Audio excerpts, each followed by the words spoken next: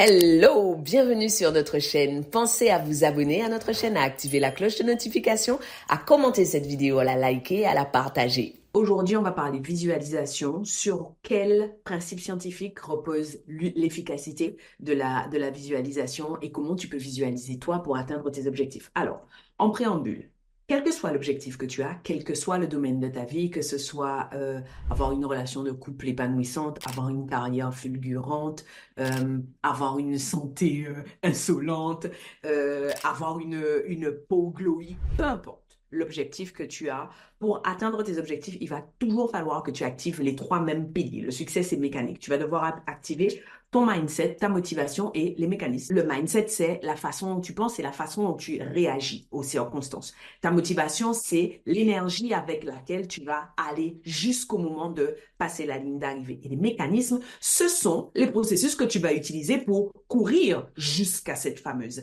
ligne d'arrivée ou alors pour réorienter ton mindset.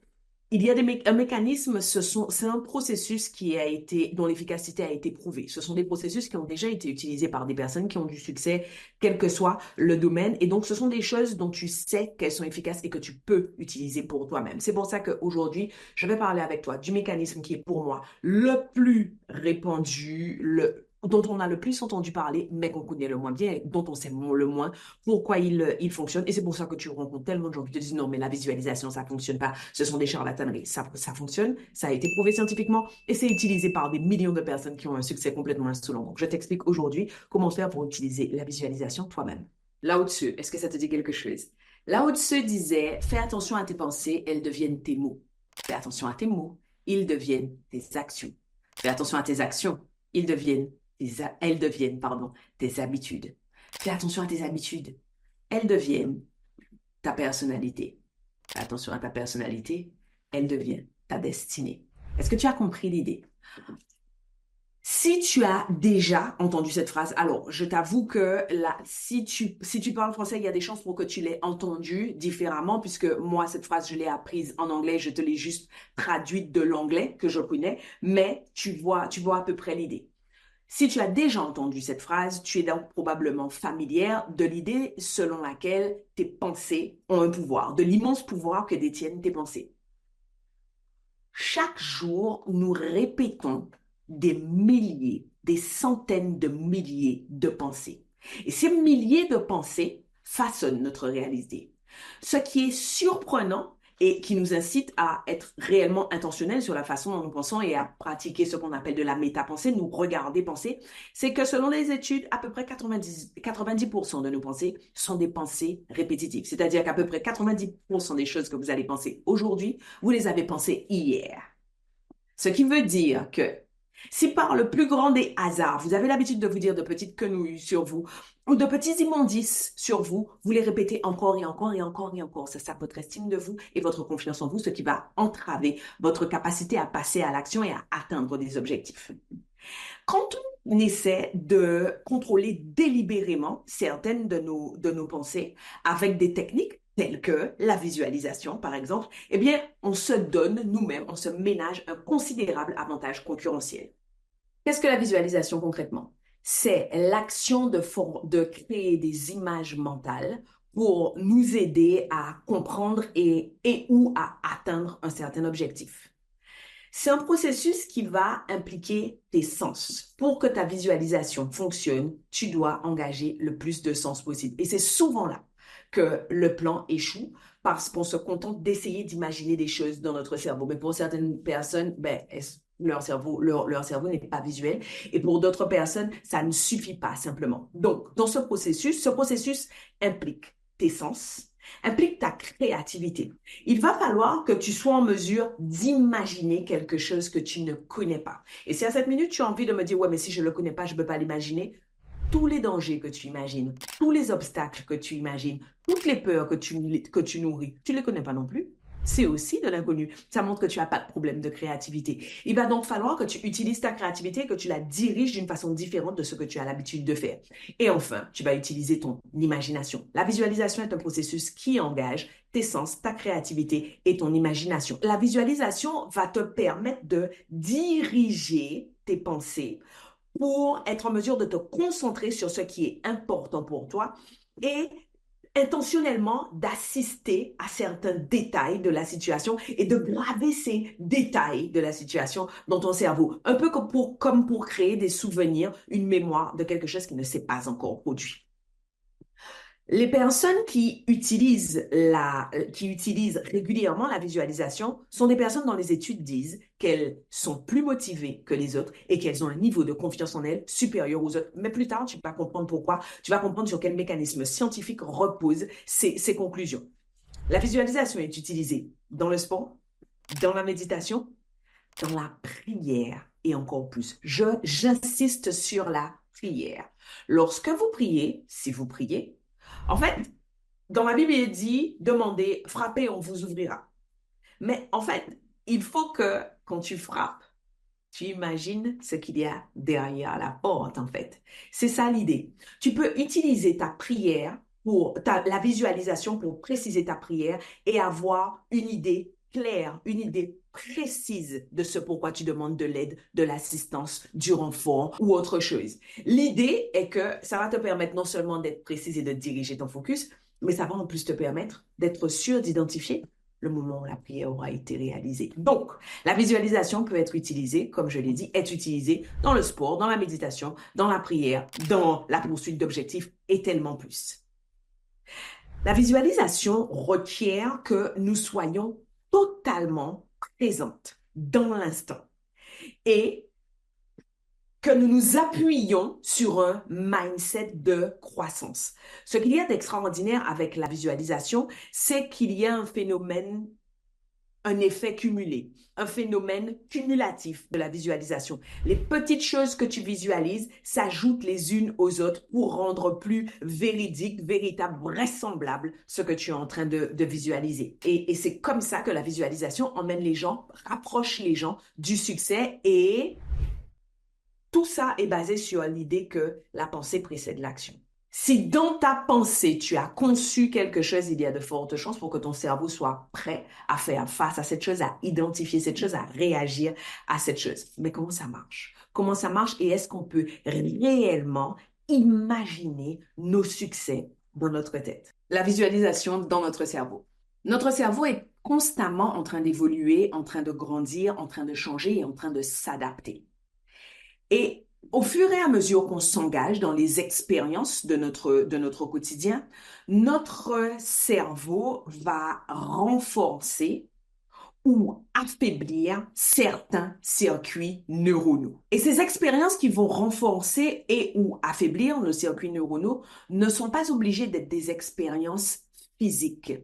Elles peuvent être des expériences imaginaires qui vont provoquer dans notre cerveau exactement les mêmes réactions, les mêmes comportements que si l'expérience avait été physique. Je reprends l'exemple que j'ai pris tout à l'heure. Si vous imaginez en permanence des obstacles, si vous vous imaginez en permanence en train d'échouer, si vous imaginez en permanence votre plus grande peur en train de se matérialiser devant vous, vous renforcez les circuits neuronaux relatifs à cette peur et inversement. Si vous êtes en train d'imaginer une issue favorable encore et encore, vous renforcez ces circuits neuronaux. Une étude publiée dans Neurones a montré que imaginer une menace provoque presque la même réponse dans notre cerveau que vivre cette menace, qu'expérimenter cette menace, pardon, j'allais dire renasse comme renard, vous voyez que les renards, c'est pas trop mon truc, qu'expérimenter cette menace dans la vie réelle. Les deux phénomènes, que ça soit l'imagination, que ça soit l'expérience, les deux phénomènes vont activer la même partie de notre cerveau. Et dans cette recherche, les chercheurs expliquent qu'une bonne façon de réagir ou de se préparer à réagir à une menace, c'est de l'imaginer, mais sans les conséquences négatives. Et c'est exactement ce principe qu'on utilise dans les thérapies comportementales pour lutter contre les phobies, par exemple. On va vous inciter, vous avez peur des araignées, ou vous avez peur des trous, ou vous avez peur des clowns. On va vous inciter à imaginer une situation dans laquelle vous êtes avec l'araignée, le clown, les trous, mais sans les conséquences négatives. Et en fait, ce principe qui est utilisé dans les thérapies comportementales pour lutter contre les phobies peut être utilisé pour votre succès, en direction de votre succès. Visualisez un scénario où on réussit dans une situation difficile, ou alors visualiser un scénario dans lequel on atteint, on accomplit un objectif, va activer dans notre cerveau exactement les mêmes zones que si cela se produisait dans la vie réelle. Et en fait, ça va promouvoir la neuroplasticité, la plasticité de notre cerveau. C'est la formation et le renforcement de certains circuits neuronaux dans notre cerveau. Lorsque vous allez activer la plasticité de votre cerveau en direction de votre succès, c'est-à-dire que vous allez former et renforcer des connexions neuronales relatives à votre succès, ça va réduire votre niveau de stress et ça va vous rendre plus susceptible de réussir et vous donner un shoot de motivation. Chaque fois que vous pratiquez de la visualisation, dont vous sortez victorieuse, vous formez, vous renforcez les circuits neuronaux relatifs à votre succès, ce qui va diminuer votre niveau de stress, vous rendre plus susceptible de réussir et surtout vous donner un shoot de motivation. Donc, quand vous avez votre motivation qui faiblit pour travailler en direction d'un objectif, imaginez-vous accomplissant l'objectif et vous allez voir que vous allez avoir un shoot de motivation.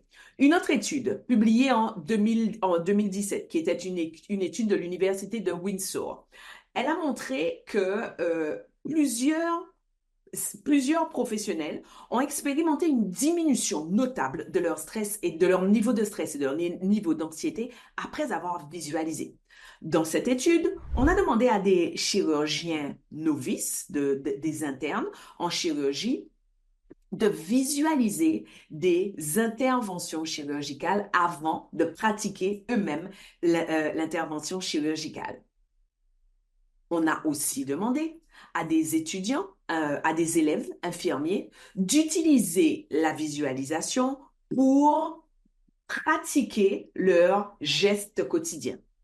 Dans ces deux corps de métier, ils ont annoncé une diminution de leur niveau de stress et d'anxiété et une augmentation de leur niveau de confiance en eux. Même des officiers de police sur qui on a pratiqué les mêmes expériences ont rapporté qu'ils étaient meilleurs pour résoudre les problèmes, pour faire face aux situations dangereuses, anxiogènes, où il fallait réagir rapidement après une période de 10 semaines à pratiquer la visualisation. Alors, est-ce que ça veut dire que vous êtes obligé de pratiquer la visualisation pendant 10 semaines pour avoir des résultats? Non, on est d'accord qu'on est sur 3 métiers à risque. Hein, là. On est sur des chirurgiens, des infirmières, des policiers. Donc, on peut comprendre qu'il leur faille un peu plus de temps pour prendre la confiance, comme on dit à la réunion.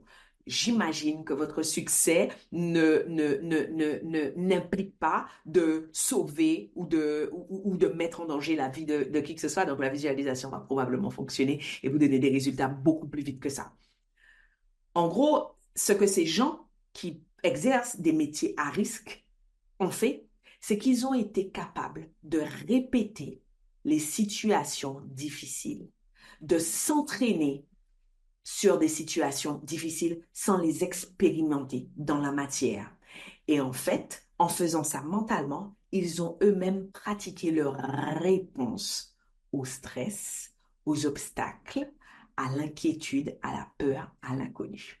On a encore de nombreux exemples dans le sport, par exemple, qui vont prouver que la visualisation fonctionne. Je vous donne tous ces exemples pour que, lorsque je vous dirai comment pratiquer la visualisation, pour que vous n'en soyez plus à essayer de lutter contre les pensées limitantes selon lesquelles la visualisation ne fonctionne pas. Je veux que vous arriviez au moment où vous allez commencer votre visualisation en ayant déjà formé, renforcé les chemins neuronaux selon lesquels la visualisation, ça fonctionne. L'un des mécanismes qui a aussi fait ses preuves pour accélérer ta route vers le succès, c'est la morning routine. En ce moment, on a un PDF super chouette. J'ai fait créer un PDF super chouette, morning routine, pour générer plus d'abondance dans ta vie. Tu peux le télécharger dans la caption. De nombreux athlètes, sont connus pour utiliser la visualisation pour les aider à atteindre leurs objectifs et gagner des compétitions difficiles et stressantes. Mohamed Ali a fait cette fameuse citation célèbre. Si mon cerveau peut le concevoir et que mon cœur peut le croire, alors je peux le faire. Et cette phrase est une inspiration pour tellement de gens. Vous en connaissez probablement la version française. Je ne connais pas la version française, donc je vous ai donné ma traduction de la version anglaise. LeBron James, Cristiano Ronaldo, John Jones, Michael Phelps, pour ne citer que ceux-là, ont souvent parlé du pouvoir d'utiliser leur imagerie mentale pour leur performance. Michael Phelps est connu pour nager des centaines de fois les courses dans sa tête avant de réellement les nager dans la piscine. En répétant, en s'entraînant mentalement, il devient calme et prêt à faire de son mieux, à donner son meilleur. L'une des questions qu'on m'a beaucoup posées, alors j'ai aucune prétention de me comparer à LeBron James, à Michael Phelps, à Cristiano Ronaldo. C'est vraiment juste un exemple pour vous aider à ne pas vous dire je ne suis pas un de ces grands athlètes. Moi, je suis une petite dame lambda. Si vous connaissez mon travail, vous savez qu'en novembre 2022, on a fait Sold Out, le Palais des Congrès. Donc, je me suis produite devant 2000 femmes. C'était un show de développement personnel comme ça n'existe pas en francophonie. Et quand on m'interviewe, l'une des choses qu'on me demande le plus souvent, c'est comment ça se fait que tu n'es pas le trac. Je suis vraiment quelqu'un d'extrêmement, extrêmement serein. En fait, je visualise tout le temps. Je répète tout dans ma tête. Quand j'arrive, quand la lumière s'allume, en fait, j'ai déjà imaginé le moment où il y aura personne dans les fauteuils, le moment où il y aura tellement de monde que les gens ne pourront pas s'asseoir, le moment où je vais commencer à parler, le moment où le micro pourrait arrêter de fonctionner. Mais des alternatives, des options, j'en ai déjà répété des dizaines et des dizaines et des dizaines. Mais ça, je ne le fais pas que pour me produire au Palais des Congrès. Avant de sortir de mon lit ce matin, je me suis dit, cette journée va être une belle journée. J'ai pensé à cette vidéo YouTube. Je me suis vue dans ma tenue en train de vous enregistrer cette vidéo YouTube. Je me suis vue en train d'aller emmener mes enfants. Je me suis vue en train de braver le froid parce que j'ai un short et des collants. Alors qu'il fait moins 4 degrés dehors, j'aurais été mieux avec des collants un peu plus épais, mais c'était ceux-là que j'avais envie de mettre. En fait, je vous dis tout ça pour que vous compreniez que ce n'est pas quelque chose qui se circonscrit aux grandes occasions, aux grandes choses que vous faites. Vous pouvez l'utiliser dans les toutes petites choses de votre vie. Certaines études suggèrent même qu'il y a une augmentation de la force musculaire après un entraînement mental. Des participants qui ont imaginé leurs muscles en train de se contracter pendant 11 minutes par jour, 5 jours par semaine, sur un mois, avaient des muscles 2 fois plus forts que ceux qui ne l'avaient pas fait. C'est dingue quand même. Ça a énormément d'implications pour les athlètes, pour leur performance, pour leur récupération, pour leur guérison après les blessures, mais ça a aussi énormément d'implications pour vous. Si le corps est capable de développer de la force simplement en imaginant quelque chose, ça veut dire que vous êtes capable de faire quoi, à votre avis? La visualisation dans la récupération après une blessure.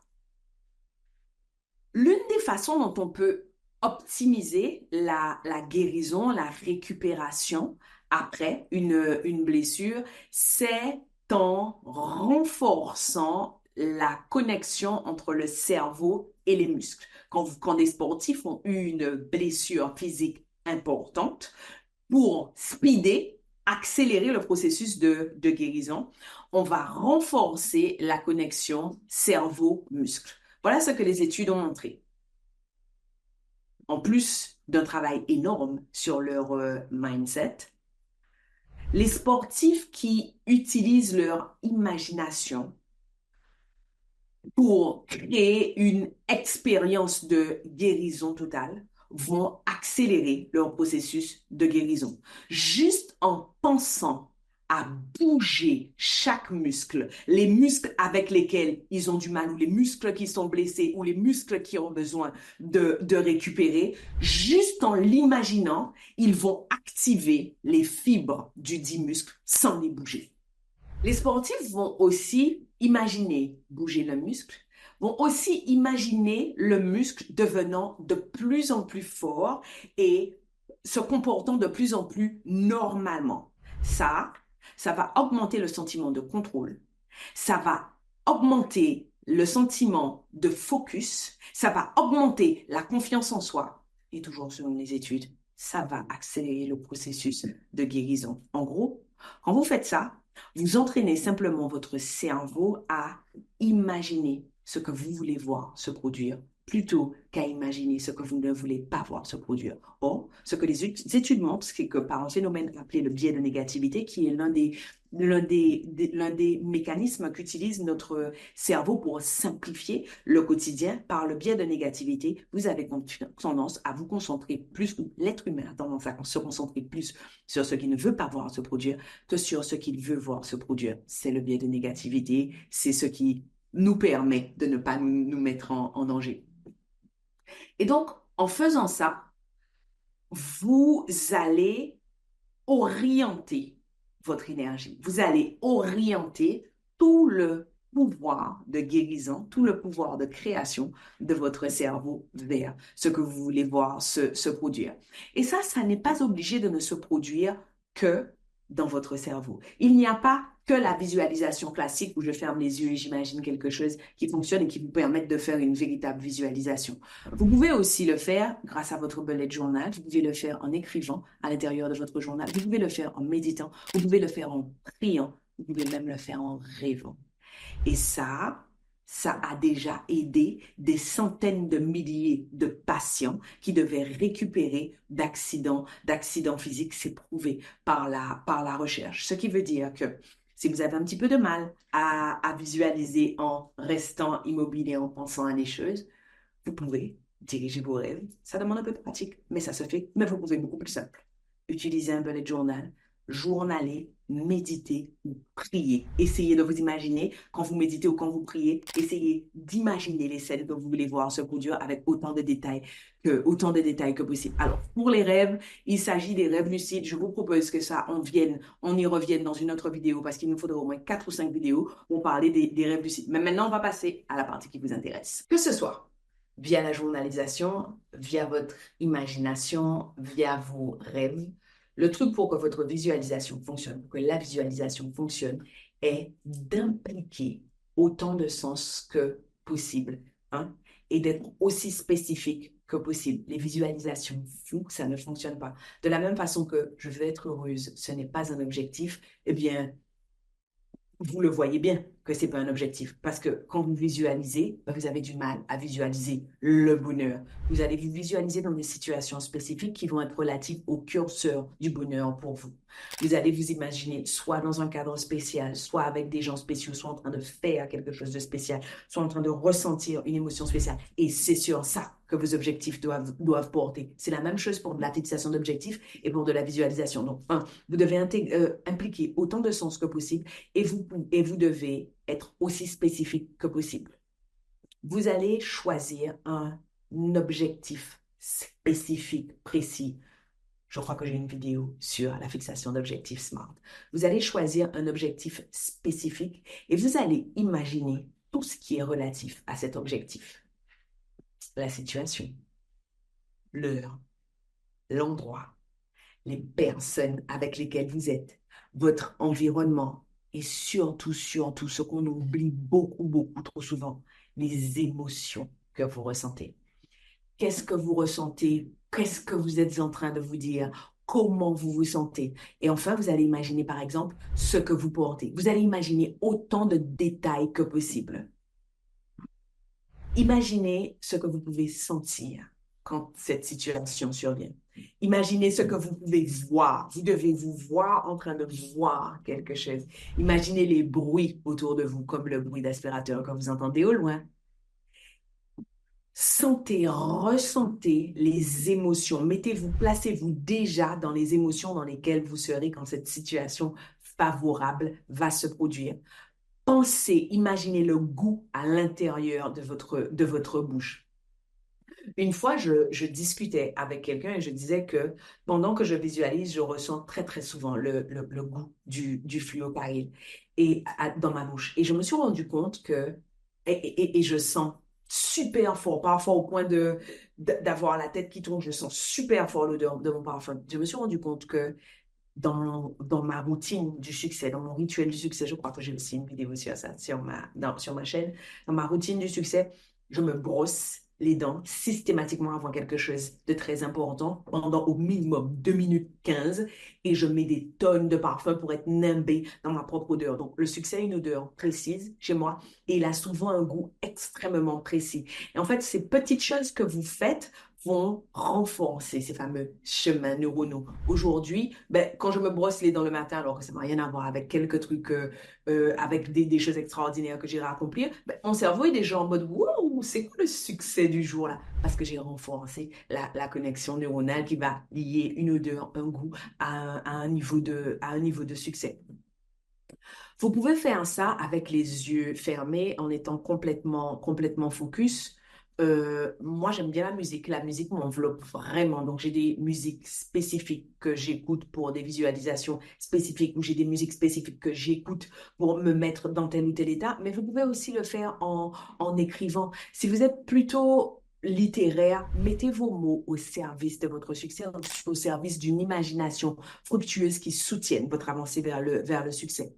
Mais vous pouvez aussi essayer des méditations guidées. Vous pouvez enregistrer vos propres méditations guidées. Ce que je fais lorsque je suis au tout début d'un processus et que je vais vers un objectif qui est complètement fou, qui me fait vraiment flipper, j'enregistre mes propres méditations guidées parce que je n'ai pas à faire l'effort à la fois d'imaginer et de ramener mon cerveau vers ce que je veux imaginer. J'enregistre la méditation guidée avec une musique de mon choix et mon propre processus d'induction et ensuite je me laisse guider.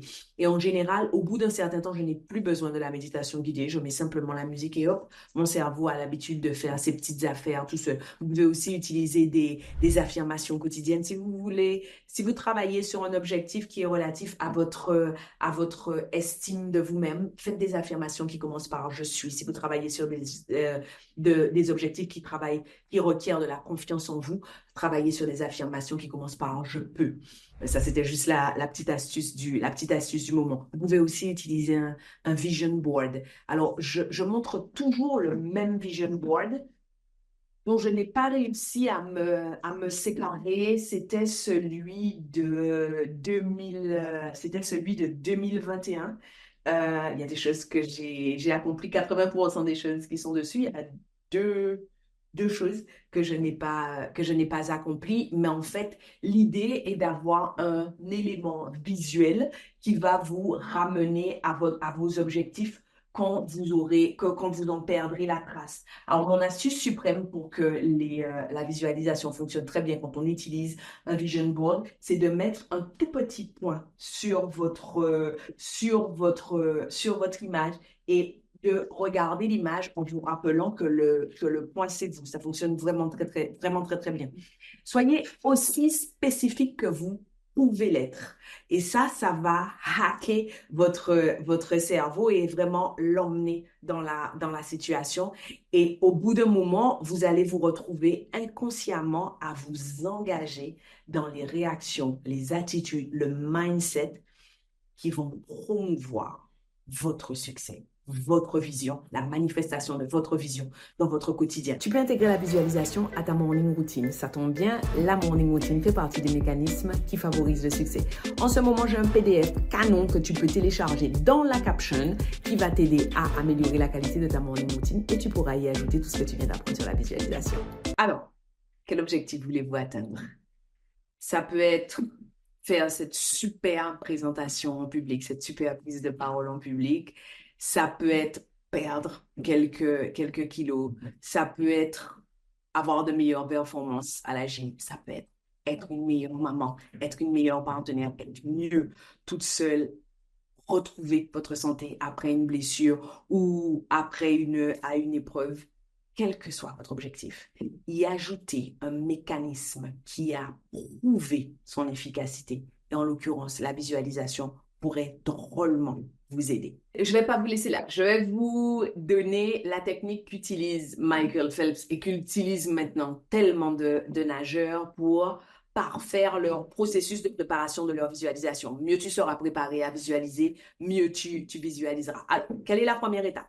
La première étape, c'est que vous allez fermer vos yeux, respirer profondément et vous ancrer là où vous êtes. c'est mieux que vous soyez à un endroit où vous êtes complètement stable. Je préfère visualiser allongé sur le sol, mais vous pouvez visualiser assise, debout, dans votre lit, peu importe, ça c'est du détail. Il faut simplement que vous, vous ayez les yeux fermés pour celles qui débutent. Aujourd'hui, je fais ma visualisation avec les yeux ouverts. J'ai plus besoin d'avoir les yeux fermés pour que les images défilent devant mes yeux, mais au début, c'est mieux avec les yeux fermés et que vous preniez des respirations extrêmement longues, doublez, allongez la taille de votre expiration. Si elle arrive à être 2 fois plus longue que votre inspiration, c'est encore mieux.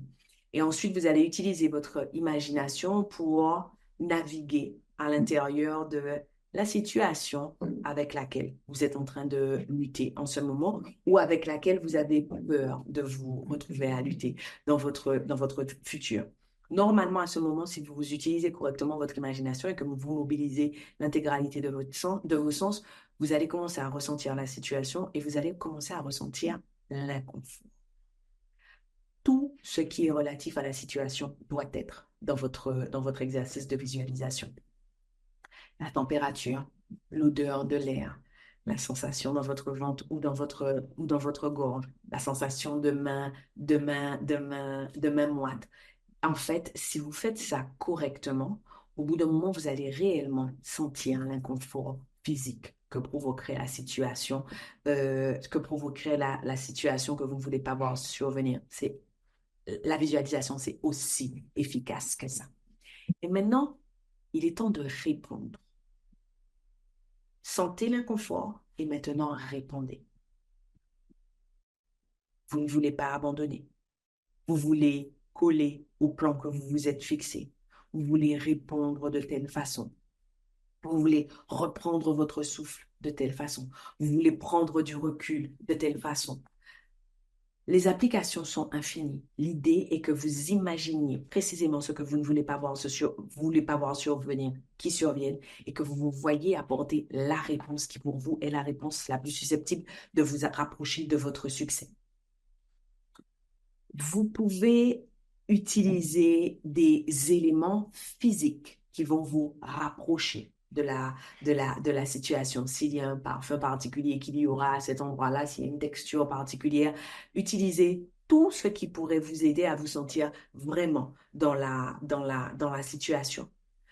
Ce que je veux que vous fassiez, c'est que vous choisissiez délibérément la réponse que vous allez apporter à ces choses que vous ne voulez pas voir survenir. Donc, vous imaginez le point de résistance et vous imaginez répondre avec fluidité à ce point de résistance. Ensuite, ce que vous allez faire, vous allez imaginer autant de scénarios possibles que vous craignez et vous allez recommencer encore et encore ce processus de vous voir y répondre avec fluidité. Ne pratiquez pas tous les scénarios anxiogènes le même jour parce que ça fait beaucoup d'anxiété pour un même jour, mais vous pouvez en pratiquer 1, 2 chaque jour. Et en fait, plus vous allez faire ces exercices et plus vous verrez que l'inconfort du début va perdre de l'impact sur vous. Plus vous vous sentirez en confiance. Et plus vous faites ça, plus vous êtes en train de renforcer les circuits neuronaux liés à la confiance en vous, liés à votre succès, liés à votre adaptabilité. En gros, je vous incite à pratiquer ce processus afin d'accélérer votre progression vers votre succès, quelle que soit votre vision du succès, de la même façon que certains malades accélèrent leur processus de guérison et que certains athlètes accélèrent leur niveau ou augmentent leur niveau de performance. Je vous laisse là. Pensez à vous abonner à notre chaîne, à activer la cloche de notification, à commenter cette vidéo, à la liker et à la partager.